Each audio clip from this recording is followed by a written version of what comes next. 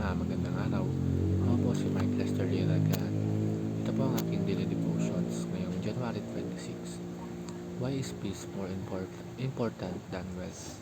Abraham and Lot. Tinalakay po ni Pastor Russell Ocampo sa 365 Daily Devotions.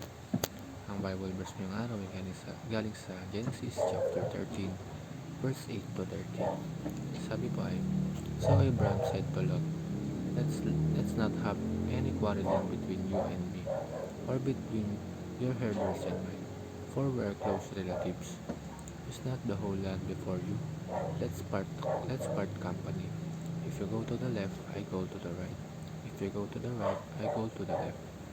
Lot looked around and saw the whole plain of the Jordan toward Zoar was well watered, like the garden of the Lord, like the land of Egypt. This was before the Lord destroyed Sodom and Gomorrah. So Lot chose for himself the whole plain of the Jordan and set out toward the east. The two men parted company. Abraham lived in the land of Canaan, while Lot lived among the cities of the plain and pitched his tents near Sodom.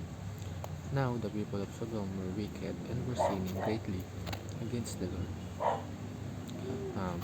Sa devotion natin ngayon, makikita natin ang isang very powerful lesson mula sa buhay ni Abraham at ni Lot. Pareho silang pinagpala ni Lord. Marami silang flocks, herds at possessions. Pero dahil sa sobrang dami ng kanilang mga pag-aari, nagkaroon ng conflict sa pagitan ng kanilang mga pastol. Dito nagsimula ang tension at dito rin natin makikita kung paano mag-handle ng conflict ang isang taong may takot sa Diyos.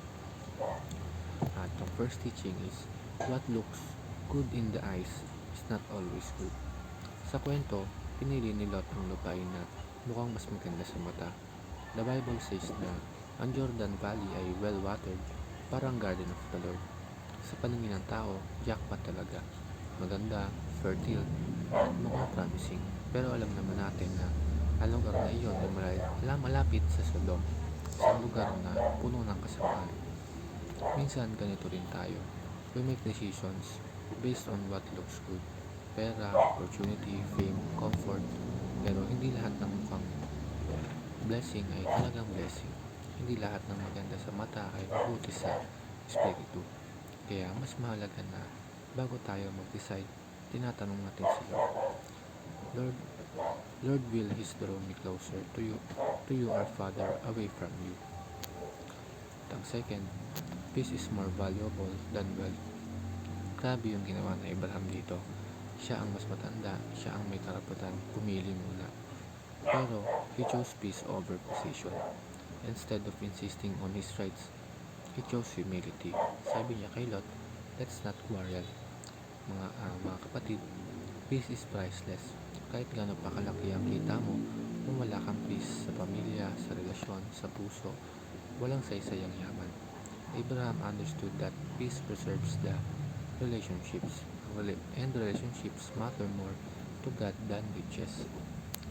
At ang last, raising a family in a godly culture should be a top priority. Pinili ni Lot ang lugar na spiritually dangerous, and later on, makikita natin ang consequences ito sa kanyang pamilya. Samantalang si Abraham, kahit hindi agad mukhang rewarding ang lupang napunta sa kanya, stayed faithful to God, at dahil doon, patuloy siyang pinagpala ni Lord. Sobrang mahalaga kung saan natin inilalagay ang sarili natin at ang pamilya natin. Hindi lang ito about sa magandang bahay o magandang lugar, kundi sa environment na makakatulong sa pananampalataya.